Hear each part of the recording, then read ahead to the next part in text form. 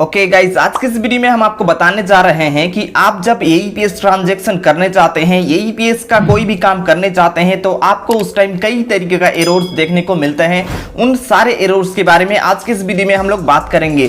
जितना भी हम लोगों का रिटेलर ने रिपोर्ट किया है एरर्स के बारे में, उन सारे एरर्स के बारे में आज के इस वीडियो में बात करेंगे। मान लीजिए आप कोई भी एईपीएस ट्रांजैक्शन करने चाहते हैं, चाहे वो विड्रॉल हो, बैलेंस इंक्वायरी हो या फिर कोई भी ट्रांजैक्शन हो जो कि एईपीएस के अंडर में आता है, तो उन सब में आपको कई तरीके का यहाँ पर एरर देखने को मिलता है। जैसे कि कस्टमर का अकाउंट से आधार कार्ड लिंक नहीं है, सर्वर डाउन है, या बहुत सारा एरर आता है। तो आज के इस वीडियो में हम आपको इन सारे एरर्स के बारे में बताएंगे और बताएंगे कि ये एरर अगर आता है तो आपको क्या करना चाहिए, वो भी आपको बताएंगे। एईपीएस अवेयरनेस के आज के इस वीडियो में आपका स्वागत है। उम्मीद करते हैं कि आप अच्छे नहीं, बहुत ही अच्छे होंगे। तो जितने सारे लोग मुझे नए देख रहे हैं उनको बता दूं कि मेरा नाम है समदिल और मैं वेस्ट बंगाल से बिलोंग करता हूं। आपको ये सारा सर्विस चाहिए तो आप हम लोगों के साथ कांटेक्ट कर सकते हैं। तो देखिए, कई पॉइंट्स हमने नोट डाउन कर रखा है। उन सारे पॉइंट्स के बारे में एक एक करके मैं आपको बताऊंगा कि एईपीएस ट्रांजैक्शन करते टाइम, चाहे वो विड्रॉल हो, बैलेंस इंक्वायरी हो, मिनी स्टेटमेंट हो या किसी भी तरीके का एईपीएस ट्रांजैक्शन हो, उन सारे ट्रांजैक्शन में देखिए तो सबसे पहला एक नंबर है यहाँ पर, user bank is down, please try after some time. अगर एईपीएस ट्रांजैक्शन करते टाइम आपको इस तरीके का एरर्स कभी भी देखने को मिलता है तो इसका मतलब है कि जो भी बैंक आप ट्रांजैक्शन करने जा रहे हैं कस्टमर का, चाहे वो एसबीआई हो, पीएनबी हो, कोई भी बैंक हो, तो उस बैंक का उस टाइम अगर ये एरर आए तो आपको समझना है कि यहाँ पर यूजर का बैंक का सर्वर डाउन है। आपको उस टाइम और ट्रांजैक्शन नहीं करना है, कुछ टाइम रुक जाना है, उसके बाद फिर से उस कस्टमर का आपको ट्रांजैक्शन करना है। ये गया पहला। तो दूसरा एरर्स की अगर बात करें तो अगर आपको ऐसा लिख करके आता है एईपीएस ट्रांजैक्शन करते टाइम कि यहां पर amount entered is more than withdrawal limit, तो इस तरीके का अगर एरर आपको आता है तो यहां पर आपको समझना है कि कस्टमर एक दिन में एक बार ही एईपीएस ट्रांजैक्शन कर सकता है। उस दिन का शायद उसने एईपीएस ट्रांजैक्शन कर चुका है, इसीलिए ऐसा एरर आता है। और मंथ में 4 बार ट्रांजैक्शन कर सकता है, 4-5 बार ट्रांजैक्शन कर सकता है। अगर वो भी खत्म हो चुका है तो इस तरीके का एरर वहां पर आएगा। तो आप उस टाइम और ट्रांजैक्शन ना करें। नेक्स्ट डे इसका एईपीएस ट्रांजैक्शन होगा तो आप नेक्स्ट डे इसको ट्राई करना है। उसके बाद अगर 3 नंबर एरर की बात करें तो एईपीएस सर्विस इज डिसेबल्ड। अगर ऐसा एरर आपको शो करता है कस्टमर का एईपीएस ट्रांजैक्शन करते टाइम, तो इसमें आपको समझना है कि यहाँ पर बैंक ने इसका एईपीएस को डिसेबल कर रखा है। ये एईपीएस डिसेबल परमानेंटली नहीं है, बस कुछ टाइम के लिए ही कस्टमर का एईपीएस को डिसेबल कर रखा है बैंक। शायद सर्वर का अगर इशू हो तो कस्टमर का बैंक ऐसा कर देता है। आपको क्या करना है, इस केस में भी आपको कुछ टाइम बाद या फिर नेक्स्ट डे एईपीएस ट्रांजैक्शन करना है कस्टमर।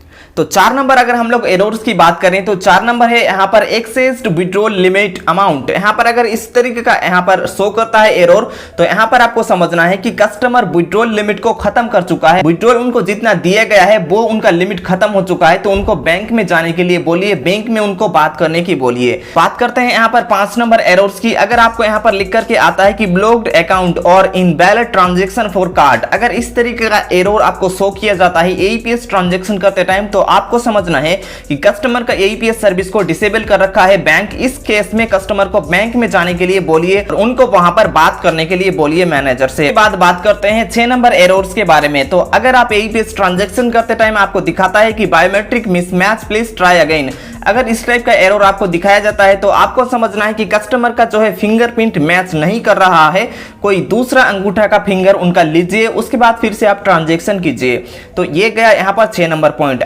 उसके बाद बात करते हैं 7 नंबर यहाँ पर एरर की। अगर आपको दिखाया जाता है if client level validation are done then Aadhaar number does not exit in CIDR, अगर इस तरीके का आपको एरर देखने को मिलता है तो आपको यहाँ पर समझना है कि कस्टमर का आधार कार्ड अभी पेंडिंग में है। मतलब यहाँ पर अगर उसने अपडेट करवाया है तो अपडेटिंग उनका पेंडिंग में है, अभी उनका अपडेट चल रहा है, या फिर आधार से जो उनका फिंगरप्रिंट लिंक्ड है वो मैच नहीं कर रहा है, आधार उनको अपडेट कराने की जरूरत है, या फिर उनको बैंक में बात करने के लिए बोलिए।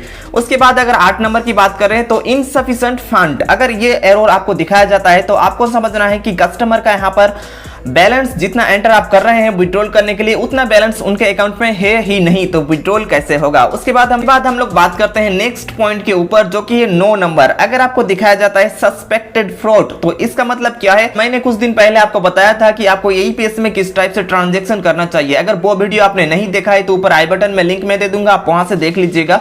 उसका मतलब मतलब ये है सस्पेक्टेड फ्रॉड का मतलब आपने कई अनऑथोराइज्ड ट्रांजैक्शन किया हुआ है, मतलब यहाँ पर 1010, 1020 ऐसे करके ट्रांजैक्शन किया हुआ है, इसीलिए सस्पेक्टेड फ्रॉड का एरर आपको दिखाया जाता है। या फिर एक ही टाइम में कस्टमर का कई बार आपने ट्रांजैक्शन करने की कोशिश की है, इसीलिए सस्पेक्टेड फ्रॉड लिख करके आता है।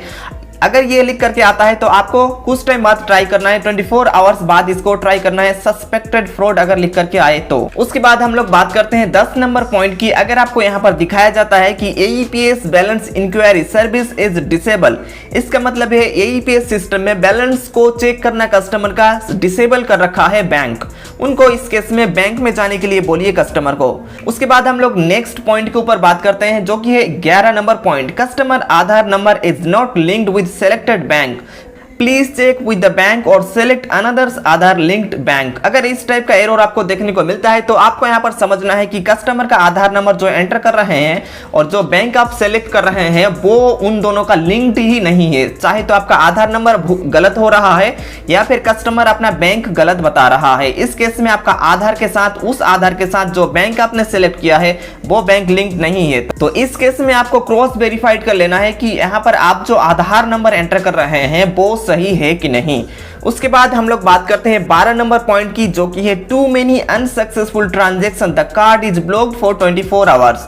अगर इस टाइप का एरर आपको देखने को मिलता है तो इसका मतलब है कि आपने बहुत सारा ट्रांजैक्शन एक साथ कर चुके हैं और वहां पर फेल ट्रांजैक्शन भी हुआ है, इसलिए बैंक ने यहाँ पर 24 आवर्स के लिए उस अकाउंट को ब्लॉक कर दिया गया है AEPS ट्रांजैक्शन के लिए। तो इस केस में आपको बिल्कुल भी ट्राई नहीं करना है ट्रांजैक्शन करने के लिए, 24 आवर्स बाद फिर से आपको ट्राई करना है AEPS ट्रांजैक्शन इस कस्टमर का करने के लिए।